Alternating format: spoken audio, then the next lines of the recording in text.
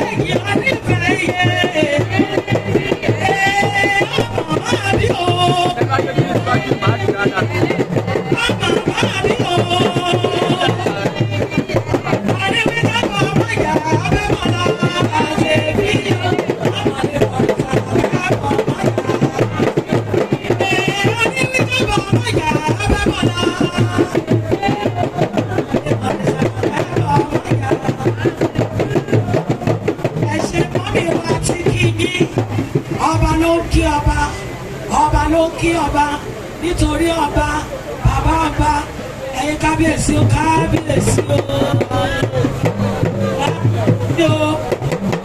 àwọn alága bíi lè lọ bẹ́ẹ̀ náà ní dọ̀bálẹ̀ wọ́n sì bá káwé máa sọ wọ́n lórí fúlọ̀ yìí kẹ́ bá wa fúlọ̀ ẹ̀ pẹ̀lú owó wọ́n ní kẹ́ bá wa fowó Michael kó sí láì lè fi sanwó dọ̀bálẹ̀ fún ẹ̀tẹ̀ fi láwùjẹ sílẹ̀ ẹ̀ fi lẹ̀ ẹ̀jẹ̀ kọ́kọ́ sí máa wí pé ẹ̀jẹ̀ kásẹ̀rẹ̀ mọ̀ rẹ̀ mi oyè rẹ̀ yé palo ẹ̀jẹ̀ kásẹ̀rẹ̀ mọ̀ rẹ̀ mi o.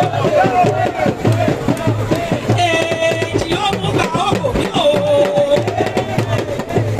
Àkọ́kẹ́kọ̀kẹ́ náà ó sá o. Àtẹ́rẹ́ sàkó sàkó.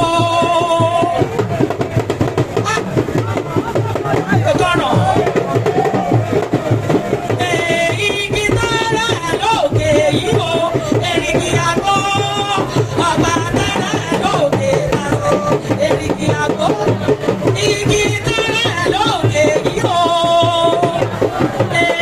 Ọba tẹ́lẹ̀ lókè lásẹ̀.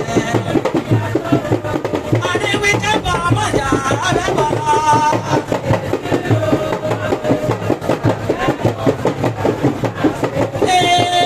Adéwìkẹ́ bọ̀ ọmọjà abẹ́bọ̀lá o. Ọmọdé fẹ́ kó rà ọmọdé ní owó.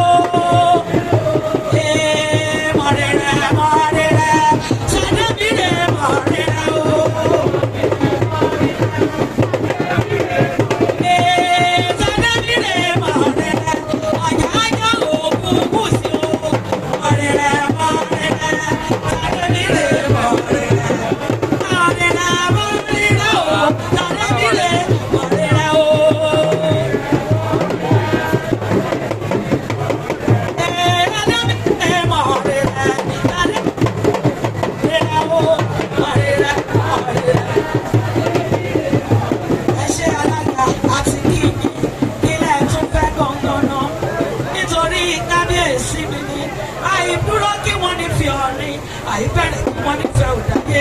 Òkúrú kọ̀ọ̀kan ló máa kí wọ́n nílé bàbá wa tó bí wa tọ́mọ. Nítorí ẹni láòkó láàrin ilé. Ọba pípé ní ilé. Ike má bàbá lóde. Ike má ṣe bá wọ́n ní kẹ́kẹ́ jókòó. Wọ́n ní kẹ́kẹ́ kọ́ jókòó. Ẹ ṣe tí. Kábíyèsí ẹ ṣé o. Please subscribe to Face TV Africa and turn the notification on. Face TV Africa, ẹ jọ̀ọ́ ẹ subscribe hete. Face TV was Swoby.